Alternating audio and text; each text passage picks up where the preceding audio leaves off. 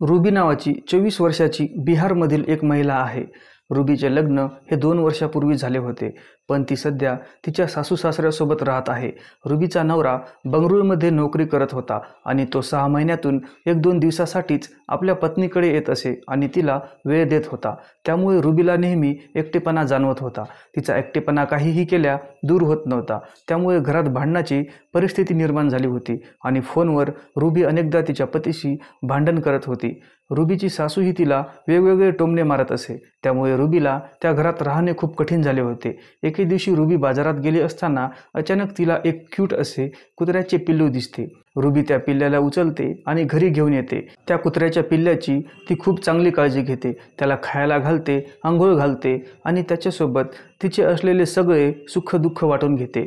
या प्रकारेच हळूहळू जेव्हा वेळ जातो तेव्हा ते कुत्र्याचे पिल्लू मोठे होते आणि एक पूर्ण कुत्रा बनतो. रुबीला या कुत्र्यासोबत खूप जास्त लगाव निर्माण झाला होता.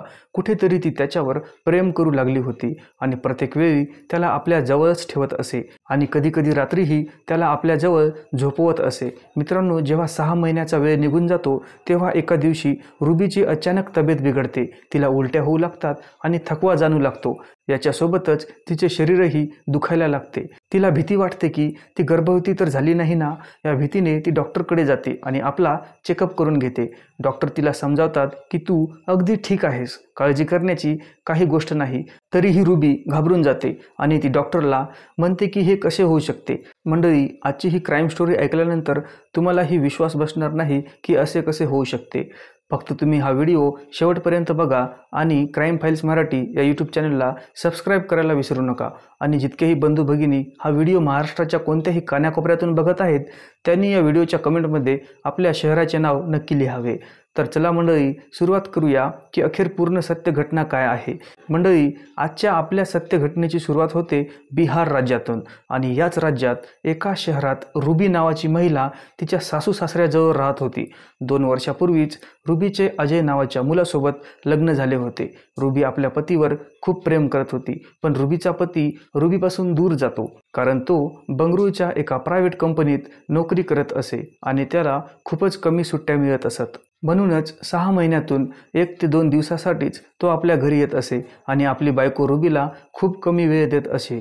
हळूहळू रुबीचा तिच्या पतीवरील लगाव कमी होतो. कार्यक्रम होत नसल्याने घरात भांडणे होऊ लागतात. रुबी फोनवर अनेकदा आपल्या पतीशी भांडण करत असे आणि म्हणते की तू नोकरी का सोडून देत नाहीस, तू घरी येऊनही काम करू शकतोस, मला तुझी फार गरज आहे. परंतु तिचा पती अजय त्याचे काम सोडत नव्हता आणि रुबीवर ओरडून तिला शांत करत असे. अशा प्रकारे रुबी तिच्या पतीच्या जीवनातून दूर जाऊ लागली होती आणि तिच्या सासू-सासऱ्यांचे टोमणे ऐकून घेऊ लागली होती. तिची सासू रुबीला खूप जास्त त्रास देत असे आणि तिला ओरडत असे आणि वेगवेगळ्या प्रकारचे टोमणे मारत असे. रुबीला एकटेपणा जाणवू लागतो. आता हा एकटेपणा दूर करायचा तर कसा करायचा. तेव्हाच रुबीच्या आयुष्यात एक कुत्रा येतो. रुबी त्या कुत्र्याचे नाव सोनू असे ठेवते. सोनूला ती प्रत्येक वेळी आपल्याजवळच ठेवत असे. त्याला खायला घालायची, अंघोळ घालायची, त्याची साफसफाई करायची आणि त्याच्याबरोबरच ती त्याच्यावर खूप जीव लागू लागली होती. मित्रांनो, रुबीच्या सासूला रुबीचे हे वागणे अजिबात आवडत नव्हते. म्हणून ती तिला समजावत असे की रुबी, प्राण्यावर प्रेम करणे तर ठीक आहे, पण प्राण्यावरच्या प्रेमाची मर्यादा तू ओलांडू नकोस, नाहीतर नंतर तुला याचा पश्चाताप करावा लागेल. पण रुबी हे बोलणं हसून टाळत असे आणि आपल्या सासूला म्हणत असे की सासूबाई, सोनू माझा एक मुलगा आहे, मी त्याला मुलाप्रमाणे पाळत आहे आणि मुलाप्रमाणे त्याच्यावर प्रेमसुद्धा करत आहे. ती ही गोष्ट सांगून हसून टाळून देत असे. मित्रांनो, हळूहळू अंदाजे 6 महिन्याचा वेळ निघून जातो. 6 महिन्यानंतर एक दिवशी रुबीची अचानक तब्येत खराब होते. तिला उलट्या होऊ लागतात आणि थकवासुद्धा जाणू लागतो. तिचे शरीर दुखायला लागते. यामुळे ती घाबरून जाते. तिला वाटते की ती गर्भवती तर झाली नाही आणि याच भीतीने ती जवळच्या असणाऱ्या एका डॉक्टरकडे जाते आणि त्यांना संपूर्ण गोष्ट सांगते. डॉक्टर जेव्हा तिचा चेकअप करतात तेव्हा डॉक्टरही तिला समजावतात की रुबी, तू अगदी ठीक आहेस, तुला काळजी करण्याची काहीही गरज नाही. रुबी डॉक्टर साहेबांची गोष्ट ऐकून घाबरून जाते आणि ती विचार करते की कुठेतरी डॉक्टरने तिला सांगितले आहे की ती पॉझिटिव्ह आहे आणि गर्भवती आहे. यावर रुबी डॉक्टरला म्हणते की डॉक्टर साहेब, हे असे कसे होऊ शकते? सोनू तर माझ्या मुलासारखा आहे, मी त्याला मुलाप्रमाणे पाळत आहे, असे कसे होऊ शकते बरं? मी पॉझिटिव्ह कशी होऊ शकते?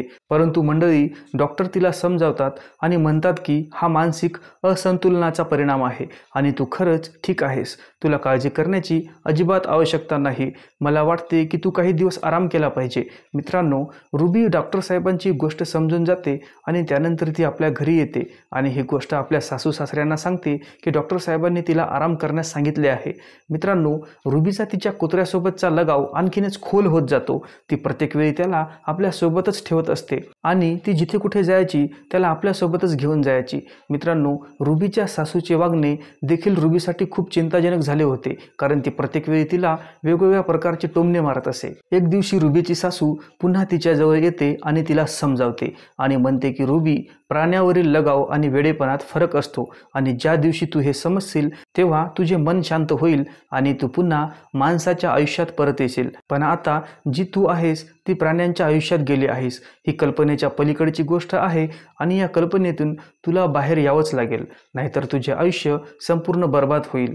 मित्रांनो, रुबीला आपल्या सासूबाईची ही गोष्ट खूप खटकते आणि ती म्हणते की सासूबाई, माझ्याकडून खूप मोठी चूक झाली आहे, मला माफ करा. हळूहळू या कल्पनेच्या दुर्व्यवहारातून मला बाहेर यायचे आहे. मित्रांनो, रुबीच्या सासूला ही गोष्ट पाहून वाईट वाटते आणि ती सोनू कुत्र्याला घेऊन एका पशु आश्रमात निघून जाते आणि तिथे सोडून देते, जेणेकरून तिथले लोक त्याची काळजी घेऊ शकतील.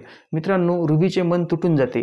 सोनूसोबतच्या आठवणी ती विसरायला लागते आणि ती स्वतःला सांभाळते. रुबी विचार करते की मी तर एका कल्पनेच्या दुनियेत गेली होती आणि त्याचेच हे परिणाम आहेत, पण आता मला या कल्पनेच्या दुनियेतून बाहेरच यावे लागेल.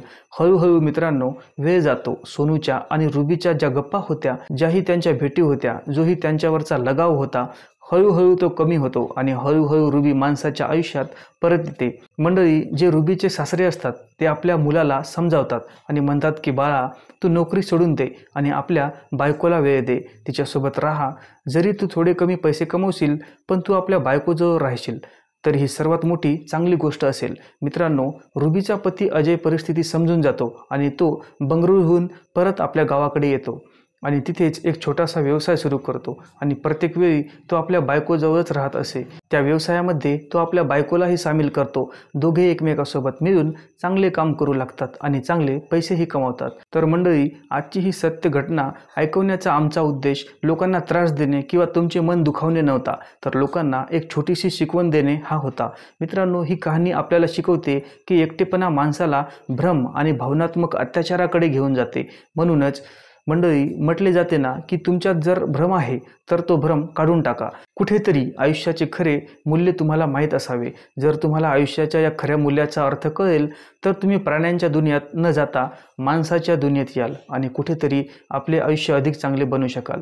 परंतु मंडळी, माणसाने देखील हे समजून घेतले पाहिजेत की वेळेतच जर तो आपल्या घर परिवारापासून दूर आहे आणि त्याचमुळे घर परिवारात भांडणे होत असतील, झगडा होत असेल तर चिंताजनक परिस्थिती आहे. तर अशा परिस्थितीला शांत स्वभावाने हाताळायला हवे आणि त्या परिस्थितीला शांत स्वभावाने लढायला हवे, जेणेकरून पुढे जाऊन आपल्या आयुष्यात कोणतीही मोठी दुर्घटना होऊ नये. म्हणूनच मित्रांनो, वेळेतच अजयने आपल्या पत्नीला सांभाळले, तिला वेळ दिला आणि आजच्या वेळेत दोघेही पती पत्नी एकमेकावर खूप प्रेम करतात आणि एकमेकासोबत आपले आयुष्य चांगले व्यतीत करतात. तर या क्राईम स्टोरीतून तुम्हाला काय मिळाले आहे मंडळी, तुम्ही आम्हाला कमेंट सेक्शनमध्ये कळवू शकता. क्राईम फाईल्स मराठी या यूट्यूब चॅनलला सबस्क्राईब करा. तुमच्यासाठी नवीन नवीन क्राईम स्टोरी मी आणतच असतो. आपल्या चॅनलवरची प्लेलिस्ट एकदा जाऊन चेक करा. त्याच्यामध्ये मी खूप इन्फॉर्मेटिव्ह व्हिडिओ बनवलेले आहेत, जे की यूट्यूब त्याला रन करत नाही. म्हणजे मी काही वेगवेगळे शब्द वापरले. तुम्हाला तर माहिती आहे आपली कला कशी आहे, डीपमध्ये सांगत असतो. तर ते यूट्यूब सहजासहजी असे व्हिडिओ व्हायरल करत नाही, तर ते तुमच्याकडे पोहोचत पण नाहीत. तुम्ही एकदा यूट्यूब चॅनलमध्ये जा आपल्या, त्याच्यामध्ये व्हिडिओ आहेत. ज्या व्हिडिओला कमी व्ह्यू आहेत त्याच्यामध्ये समजून जायचं की मी काहीतरी खतरनाक गोष्ट सांगितलेली आहे, म्हणजे महत्त्वाची गोष्ट आहे ती. मंडळी, आजच्या व्हिडिओमध्ये एवढंच. तर धन्यवाद. चॅनलला सबस्क्राईब करा. धन्यवाद.